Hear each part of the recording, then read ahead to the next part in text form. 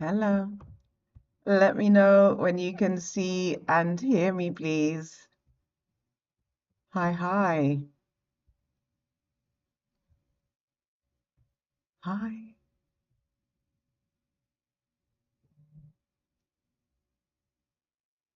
Hello.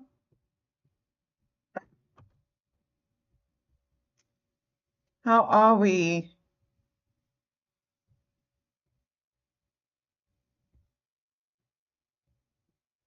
Hello, hello.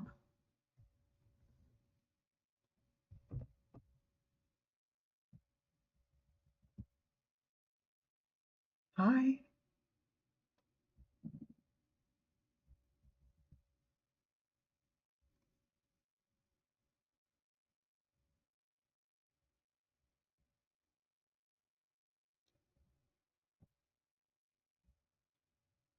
Do we have anybody there?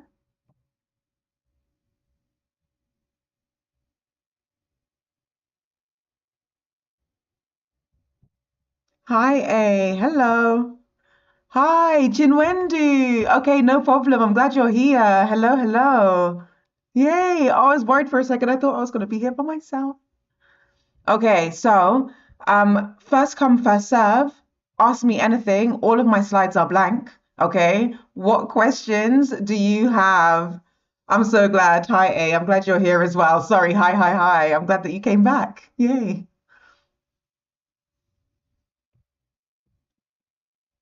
What questions do we have? Or if it's a general area that you might want me to go over. Okay, don't say organic chemistry, right? Oh, okay, sure. That's a great way to start. Oh, Chinwendu, in last week's Ask Me Anything, I did some on EZ. So I would actually recommend after this Ask Me Anything to go back and watch that one, which is still up on the channel. So you can see me talk about EZ isomerism there. Okay. But I think going over AS mechanisms is a great way to start and maybe just to stick to. So year 12 mechanisms. What are your year 12 mechanisms? What are their names?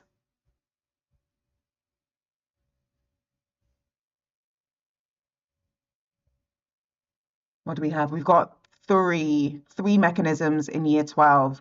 Lovely. So we have addition, a particular type of addition. Lovely. So Chinwendu, we've got nucleophilic substitution. Substitution. Lovely. We've got electrophilic addition. And then we have elimination. And we've got two lots of elimination mechanisms. So elimination times two, because we can have elimination of halogenoalkanes and also elimination of alcohols. Okay, now AQA does the mechanism for elimination of alcohols. Edexcel doesn't. Okay, but we'll go through all of them anyway. Now, when we're talking about a nucleophile, what do we mean by nucleophile? A nucleophile oh, is an rather electron pair donor. Proton donor, Chinwendu, would be an acid, specifically a Bronsted-Lowry acid.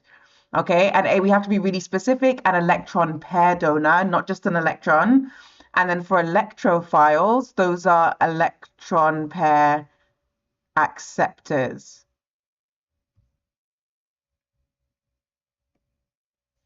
Okay, if you see the word substitution, quite simply, that just means we are swapping one group for another.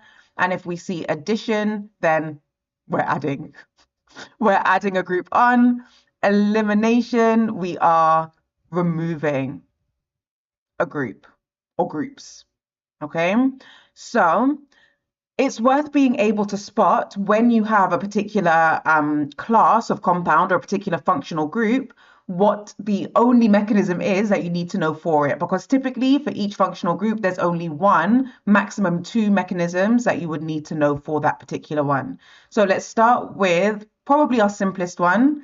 Let's start with nucleophilic substitution. What group do we usually start with? What do we see that tells us that the mechanism is most likely going to be nucleophilic substitution?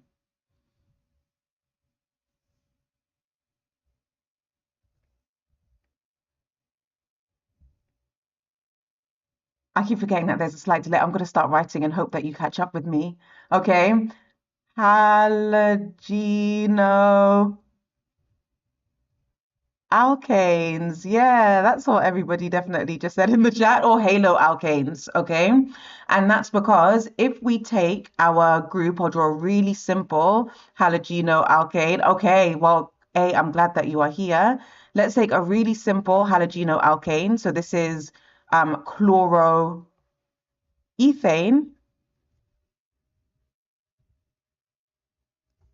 And then we'll take a nucleophile. Remember, we just saw a nucleophile is an electron pair donor. So any substance, any species with a lone pair of electrons can act as a nucleophile. So I'm going to choose hydroxide is a typical nucleophile. So OH minus, lovely Chinwendu. And there is a lone pair on the oxygen and also negatively charged as well. Okay, Manola, this one isn't electrophilic, but we do see electrophilic substitution in year 13. Now, in order to figure out the curly arrows, we need to understand a couple of things, right? Curly arrows are just the movement of a pair of electrons. Okay, so this is just a pair of electrons moving from one place to another. Okay, so it will start from where the pair of electrons is starting from and go to where the pair of electrons are going to. Okay, it's also worth understanding that a bond is also a pair of electrons. Okay, and it's also worth knowing that a lone pair is also a pair of electrons. So our mechanisms are always just our electrons moving between these three kind of identities, right? So going between from a lone pair to a bond or vice versa, okay? So where our curly arrow will start from, it will start from the highest region, or sorry, the region of the highest electron density to the lowest electron density. And the easiest way to spot that is by drawing the partial charges on our halogenoalkane. Because chlorine is very electronegative, or rather much more electronegative than carbon, it's going to have a delta negative charge, so partially negative, leaving this carbon as being partially positive. Okay, so with that in mind, what is the only really sensible place for our curly arrow to start, and then where will it go to? So where will our curly arrow start from, and where will it go to, considering what we've got here on the board? So where's our region of the highest electron density? Oh, so it could start there, you're absolutely right, but at the moment, it doesn't really have a reason to do that, okay? The first curly arrow is going to start from the lone pair on this negative hydroxide ion. That's going to be really strongly attracted to this partially positive carbon, okay? And whenever we draw a curly arrow from a lone pair to an atom, that's basically saying we're now forming a bond between that C and that O. So this is now a new covalent bond that we're forming. Okay, because we're now sharing that pair of electrons that was once in the lone pair, now between the carbon and the oxygen. But now, because that carbon would have too many bonds, that's now the driving force ultimately to now kick out the chlorine. So to break this CCl bond and give the electrons from this bond to the chlorine. Okay, again, the curly arrow has to start from the bond, not from the carbon, because the bond is the pair of electrons. And curly arrows show the movement of pairs of electrons. Okay. So with that in mind, what we end up with, let me just draw the non-interesting part of the molecule, no offense. We've now formed a new covalent bond between this oxygen from the OH and the carbon that was once attached to the Cl. So they have swapped places or substituted. And then because this pair of electrons have now gone onto the Cl, it now falls off as a Cl minus. Okay, it's negatively charged because it has more electrons than it did before. Okay, no problem. See you later, Chinwendu. Okay, we can even draw the lone pair here to show that this chloride now has the pair of electrons that was once in that bond. Okay. So again, nucleophilic substitution, because our OH minus is acting as a nucleophile and it has swapped, so there has been a substitution. How many electrons are donated to the Cl? Both of them, from the bond. So a covalent bond is a shared pair of electrons, okay? So before, those electrons were evenly shared between the carbon and the chlorine, which is why they were neutral, okay? But when that bond breaks, both of the electrons from the bond are going onto the chlorine. So now it has one more electron than it did before, than it did when it was just sharing, which is why it's now got a negative charge. Okay, because before only one of the electrons in that bond really belonged to the chlorine, but now both of them do. Yay, wonderful. Okay, are we ready for our next mechanism? Ready for the next one? Lovely. Our next mechanism is, what did we say? Electrophilic addition.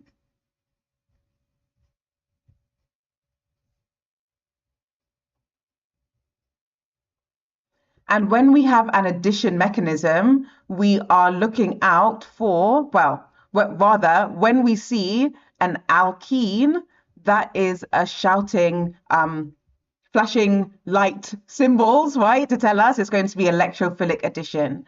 And that's because we have the carbon-carbon double bond.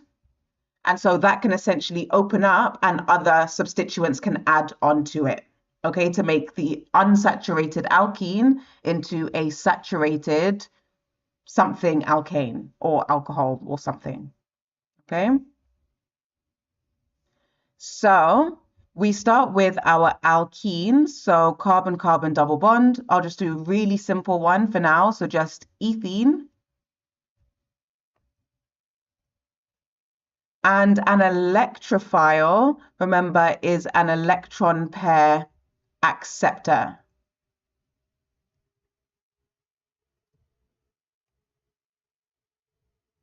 So for something to want to accept a pair of electrons, it's either going to want to be positive or partially positive. Okay, so then it wants to accept electrons because opposites attract. Okay, so a typical electrophile is of the form HX, okay, where X is bromine or X is from sulfuric acid, like that. Okay, but either way, the X is going to be more electronegative than the hydrogen, which means that the X is going to be partially negative, leaving the hydrogen being partially positive. So again, now considering what curly arrows mean, what would be the most sensible place for our first curly arrow to start from? Where's the region of the highest electron density? Where do we have the greatest concentration of electrons? Concentration. Any suggestions? Oh, my mouse is kind of giving it away. Not from X, okay? From the pi bond. So from the carbon-carbon double bond. Okay, so there's a high region of electron density here. So the electrons, the pair of electrons in the second bond, okay, in that double bond, going to attack the partially positive hydrogen. Because again, opposites attract. So from the region of high electron density to the region of low electron density. Okay, just as before, because we've now drawn that curly arrow, that's forming a new bond.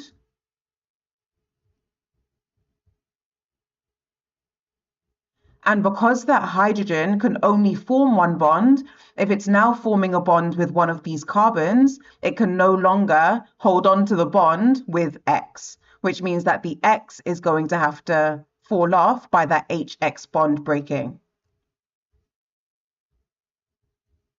What we end up with at this point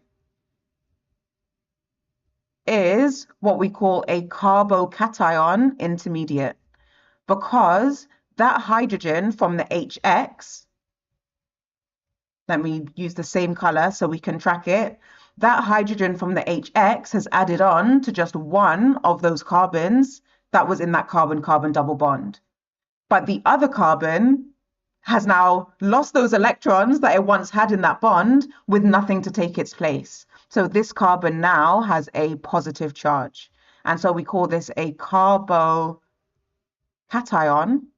cation meaning positively charged ion, carbo meaning carbon, and it's an intermediate because it's not our final product yet. It's something that we form in between our starting material and our final product. Okay?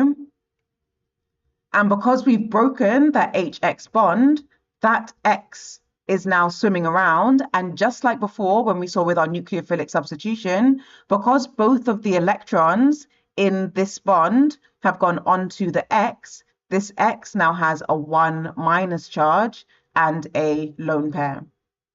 Okay, so A, kind of similar to why when both of the electrons go to the X becomes positive because it now has one more electron than it did before. Okay, when the two carbons were sharing those electrons, this second bond was shared evenly, the two electrons between the two carbons. Okay, but now those two electrons are now being used to bond with the hydrogen. So that carbon has now essentially lost the electrons that it once had within the bond. Okay, because those electrons are now over here when they were once over here. Okay, lovely. And so with that in mind, with what we've got now with our intermediate, I'm so glad. This is great. It's like you're getting one-to-one tuition. That's great for you. Hey, shout out you. Where would our final curly arrow start from?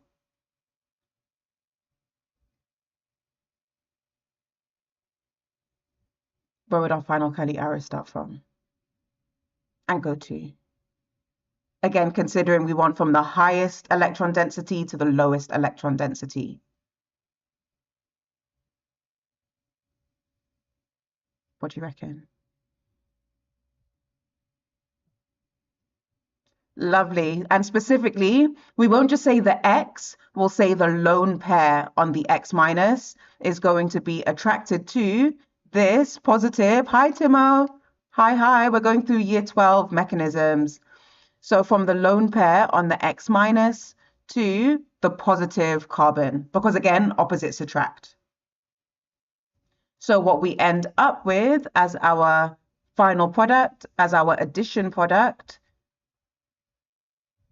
we have essentially opened up that carbon-carbon double bond and added, let me change the color, and added the H and the X. Okay. Oh, okay. Hi, Chris. Yay, I'm glad you're loving chemistry. Lovely. Yay. Oh, that is music to my ears. Thank you so much. I'm glad they're helpful. Okay, do we have any questions on this mechanism? Because we're going to look at this mechanism one more time, but we need to add an extra layer onto it. Okay. If you do have a question, please put it in the chat. Otherwise, we're just going to keep on going. Okay, we're going to do this mechanism a second time. Now, this time, actually, no, let me talk about this for just one minute more. Okay, good so far. Now, for this particular alkene, ethene, this alkene was symmetrical. Okay, so it didn't matter in this first step whether we put that hydrogen onto the first carbon, like we did up here, or whether we put the hydrogen here and made this carbon positive instead. Okay, these are symmetrical, they're exactly the same thing. But if we have an asymmetric alkene, then we have to take something else into consideration. So electrophilic addition for asymmetric or asymmetrical, sure, why not? Alkenes. Okay, so the simplest asymmetrical alkene is propene. So 3 carbon. Chris, I will not lie to you. I don't know much about the CCEA course. What I would recommend is having a look at, say, let's say like the AQA, A-level specification next to yours and looking at how similar it is, starting off just with which topics are covered. Okay, my guess would be it's probably very similar because most kind of A-level courses or courses that are getting you ready for university are very similar because they have to get you ready for university. Okay, so my guess is relatively similar, but there's always going to be differences from one specification to another. Okay. So let's do our mechanism one more time. I'll choose a particular electrophile this time. I'm just going to say HBr because I feel like it. And just like before, that bromine is going to be delta negative and the hydrogen is going to be delta positive. Okay, remind me please, where's the first curly arrow starting from? I'm going to. I'll take a sip.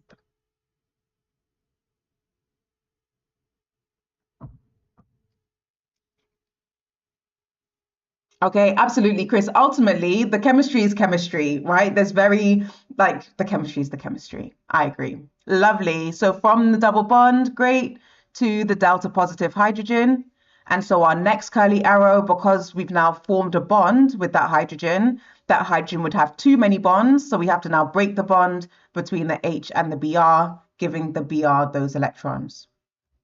Okay, but now we've got two options for lovely.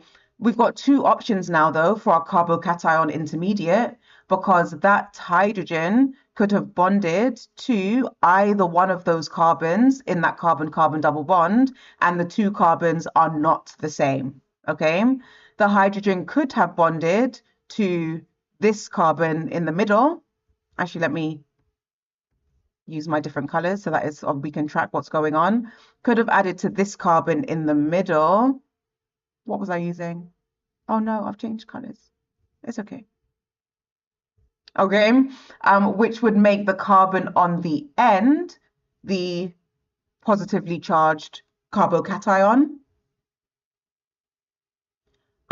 Symbolized with a curly arrow. Curly arrow, Chris, that's the movement of a pair of electrons. Okay, and so this is formally the pair of electrons in that pi bond is going to attack that hydrogen. So the electrons are actually, they're moving. Okay. Our second option could have been that the hydrogen could have bonded instead to the carbon at the end. Oops, what am I doing? Could have bonded to the carbon at the end, which would have made the carbon in the middle the positively charged one. Let me make that red. Okay, now both of these intermediates could be formed, and both of these intermediates can go on to react with our Br minus.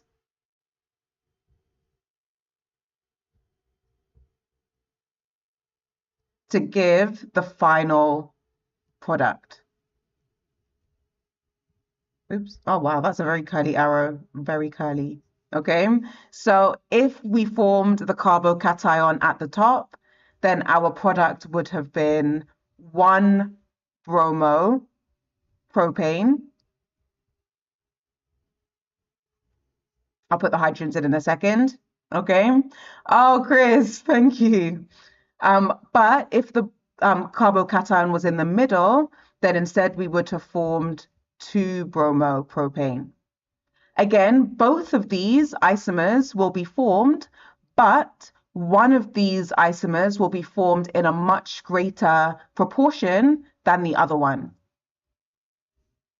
Okay, and the one that we get the most of, or the one that is our major product, is the one that comes from the more stable carbocation intermediate. Okay, so this curly arrow is bugging me. That is the ugliest curly arrow I have ever drawn, and I need it to go away. Let's try that again. That's better. Okay, so one of these two intermediates will be more stable than the other. Okay, I don't do one-to-one tuition. All of my lessons are either like on TikTok as our short lessons or through my Headspace for the group lessons or our lives here. Okay, but no one-to-one. So which one of these two intermediates do you think is the most stable? Or do you think is more stable than the other? Do you know perchance? Let me get a different color.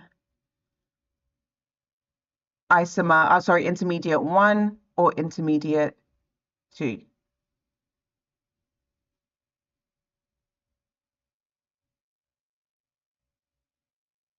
Even if it's a guess, what do your chemistry spidey senses tell you is the more stable one? Chris, it is 2. Well done. You use your chemistry intuition. Fantastic. This one is more stable. And the reason for that is, lovely Timo indeed, the reason for that is these alkyl groups, so these carbon groups. Yeah, go on. Yeah, Chris, go on. Say. We have to type quickly.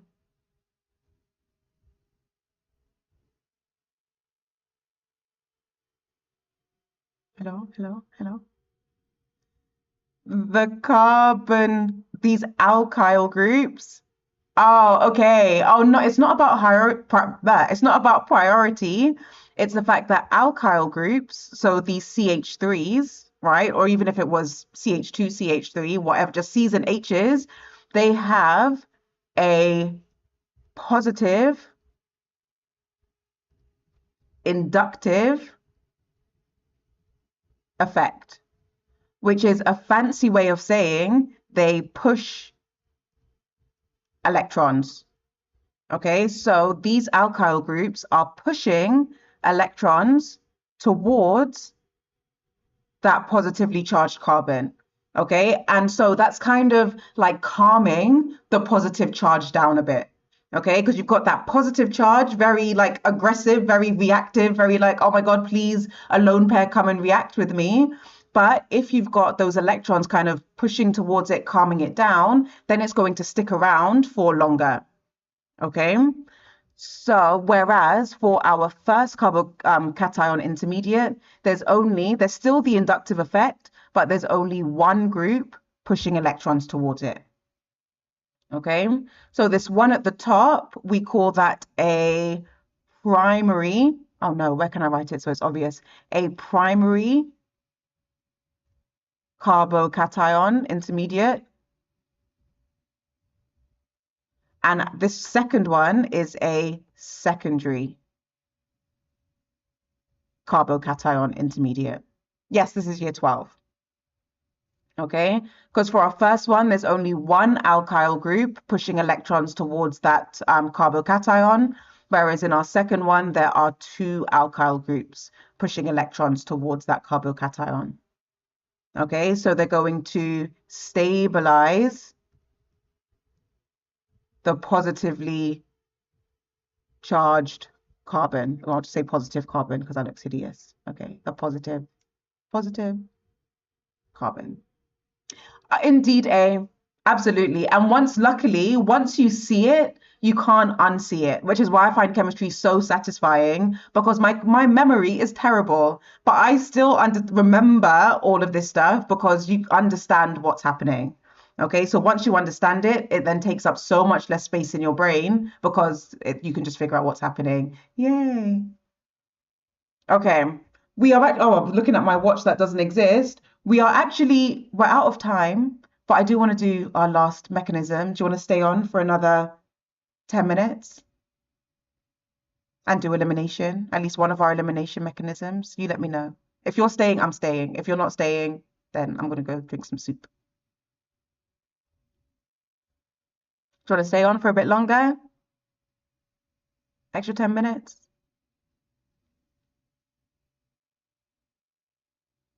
Okay, lovely, lovely. Okay, great, great, great. Let's do our last mechanism. We'll just do elimination of halogenoalkanes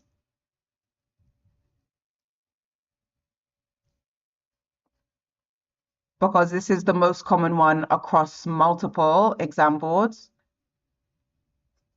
And because for halogenoalkanes, like we just saw, we can do nucleophilic substitution with them and elimination. So sometimes there are kind of larger, like scarier looking questions that incorporate both of these mechanisms within a question. Okay, so when we had, let's have, what should we have? Let's have 1-chloropropane.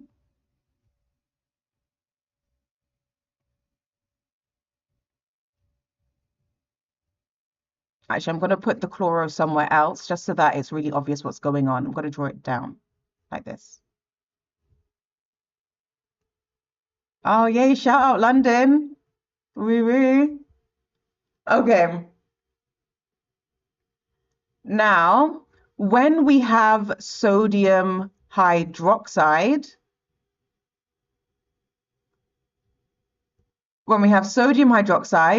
okay, we saw this already. I'm going to just go back a couple of slides to remind us.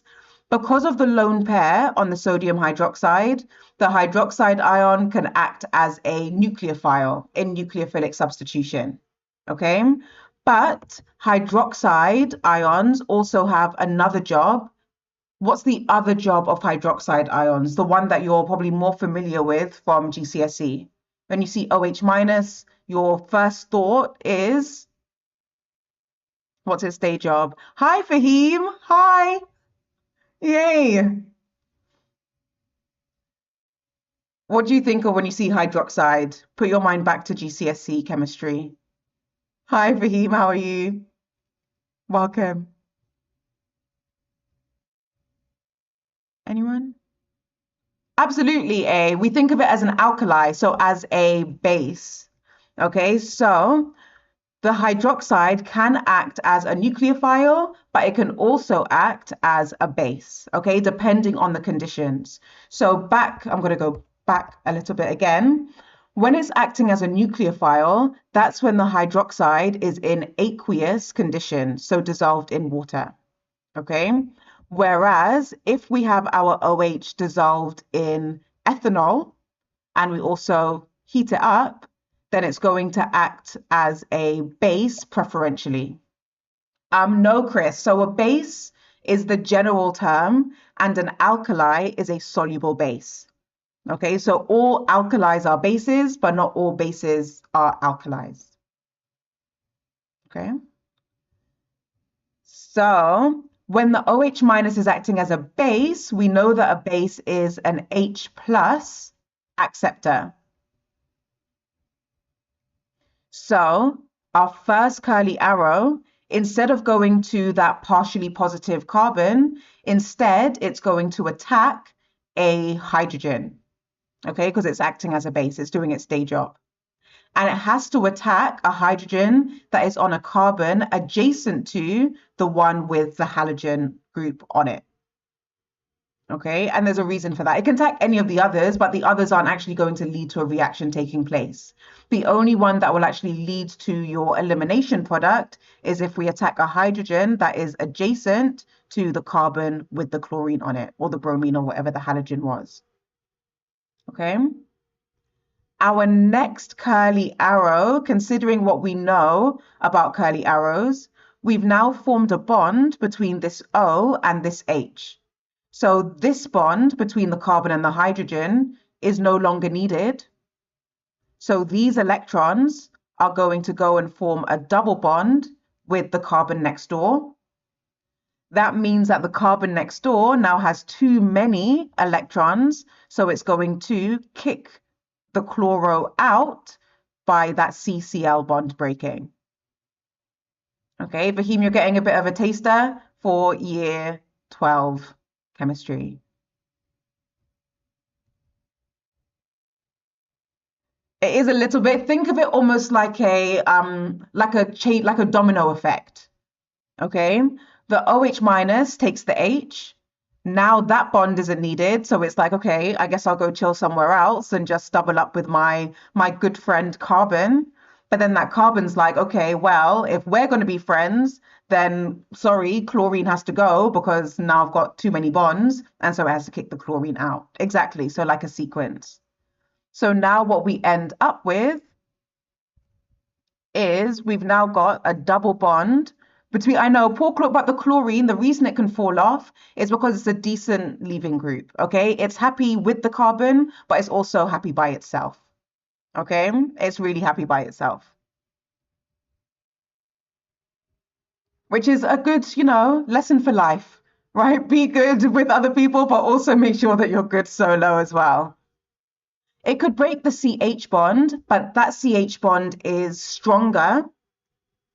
And if it broke that CH bond, that would give us an H minus swimming around, which is, not going to be as stable as a Cl minus swimming around. Okay, so the Cl is a better leaving group than hydrogen because that bond is weaker and that Cl minus is a more stable ion. Okay, so what we end up with now is this. So we formed an alkene. We've eliminated the hydrogen and the chlorine as chloride. And what we end up with now as our byproduct is, okay, lovely, is water because of this OH minus linking up with this hydrogen. And we'll have a Cl minus because of that bond breaking and the chloride being kicked out. Okay, we can put the lone pair on there if we want, just to make it really obvious to ourselves where those electrons have been going to, but we don't necessarily have to put that lone pair there. But it helps us understand what's going on. Okay. Questions? Again, key for elimination, that's to form an alkene, because elimination is getting rid of a group. So we end up now getting that carbon-carbon double bond. Does your A-level qualification have any less worth if you didn't do GCSE chemistry? No. But how are you, wow, but how are you doing A-level without, did you do a different equivalent qualification, or are you learning everything from absolute scratch? But your A-level is not going to be worth less. An A-level is an A-level. It's a self-contained qualification. Okay. Yay. Any other questions? Absolutely, Timo. That is a great point. So this hydroxide, oh, I see. Oh, wow. So this hydroxide, that's not the reagent, okay? The OH minus, that's the important ion that's actually taking part in the reaction, but the reagent that we would have actually added in would have been sodium hydroxide. And that sodium hydroxide would have given us, that's not a curly arrow, that's just a regular arrow. Let me draw it even straighter so it's really obvious. The sodium hydroxide will give us the OH minus. Okay, and so at the end, absolutely, the Cl minus would actually pair up with that Na plus, and so we'd end up with NaCl, sodium chloride. Absolutely right, Timo.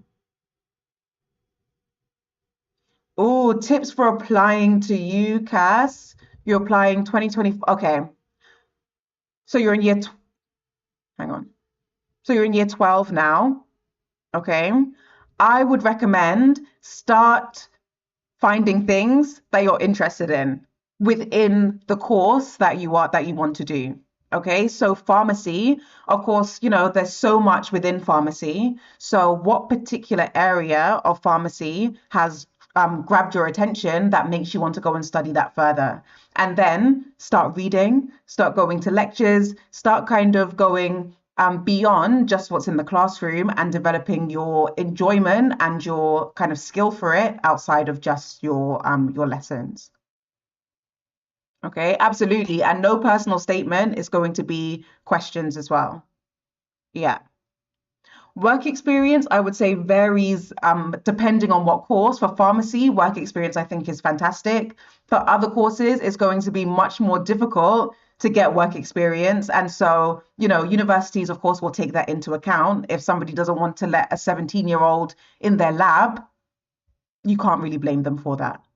Yeah, Chris. So it's going to be questions that you answer that will be similar content that you would include in your personal statement, but it will be more structured. So instead of just kind of you just writing whatever you want in theory for your personal statement, it will be specific questions that you are answering. But again, with similar content. Hi, King. Sorry, hello. And yes, potassium hydroxide, absolutely fine as well. Yes. So healthcare subjects, any lawyers in the chat, right? Any of those like super, super competitive courses, work experience is great. For a more kind of theoretical or abstract course, that's when your lectures and your reading are going to be like the most important thing, really. Okay. Amazing. Lovely. I hope you enjoy your work experience and you get a lot from it. Yay. Oh, Chris, I love that. Oh, yeah. Absolutely. It's hard to do the chemistry, Timo, as a hobby. I completely agree. But to be fair, you can kind of incorporate it into other areas. So like into like food science. So I used to teach IB, so the International Baccalaureate, where in your chemistry course, you have to do your own personal project, sorry, so an investigation. And one of my students did her investigation on ice cream, okay, and how like the acidity of different fruits would affect like the setting of different ice creams. Okay, and she did the whole practical in her house, right? She didn't do it in school at all, and then like presented her results. So you can still do some cool chemistry things just with like everyday materials rather than, scary lab chemicals. Okay, amazing, King. How you find it? Environmental engineering. That sounds very important. Okay, yeah, absolutely A. What's more difficult, A level or IB? Oh, in my experience, okay, I think that IB is a bit more difficult, okay? Not necessarily because the content is more difficult, but just because there's more stuff that you need to do. Okay, so you're doing more subjects and you're also doing more kind of specific things within those subjects, like your options, like your investigation, like I just mentioned as well. I just teach chemistry. I used to teach all three sciences, so up to GCSE, but now, thankfully, no offense to biology and physics, I love those, but chemistry is my one true love. So now I get to just teach chemistry, which is great. And of course, I'm sure that actually no, maybe not. I'm sure you're aware of Laura, who does biology for my space, and Brooke, who does physics. So they're great to follow as well if you do either of those subjects. Oh no, physics is great. Chemistry is physics, right? Chemistry is applied physics, in my opinion. Actually, not even in my opinion, if we look at the numbers. Okay. And with that, thank you for joining me this lunchtime. I hope that you have a lovely rest of your day. Why not, Fahim? Why not? And I will see you hopefully for my next drop in, most likely the same time next week. Okay? Chris, those are my two favorite subjects as well. Chemistry and maths. Oh, love them. Okay, you're very welcome. And I will see you very, very soon. Hi, Edmund. Bye, Edmund. We're just finishing. Bye. Thank you. Thank you. And really, really well done. I'm glad that you joined me for lunch today. Okay, bye, bye, bye.